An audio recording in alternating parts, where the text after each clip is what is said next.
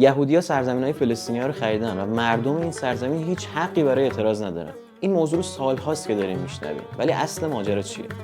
اصل ماجرا از اینجا شروع میشه که یهودی‌ها وقتی وارد سرزمین‌های فلسطینی شدن و با هویت ناشناس میومدن زمین‌های حاصلخیز رو از فلسطینی‌ها می‌خریدن. زمین‌هایی که صاحبان اونا عمدتاً در فلسطین ساکن نبودن. شخصی مثل سید ضیاءالدین طباطبایی که با انگلیسی هم در ارتباط بود، نقش دلال رو برای یهودی‌ها بازی می‌کرد. یعنی زمین‌های حاصلخیز رو می‌خرید و در اختیار یهودی‌ها قرار میداد. وقتی شما اسم سید ضیاء رو جستجو بکنید، نامش در کنار نام رضاخان در کودتای 1299 می‌بینید. بعد از کودتا سید ضیاء از رضا شاه جدا میشه و به دستور انگلیسی‌ها به فلسطین میره تا مأموریت جدیدش رو انجام بده. با همه اینها در سال 1947 یعنی یک سال قبل از تشکیل رسمی دولت یهود تنها 6% از سرزمین‌های فلسطینی رو یهودی‌ها تونسته بودن بخرن. ولی الان در سال 2023 آیا یهودی‌ها به همین 6% بسنده کردن؟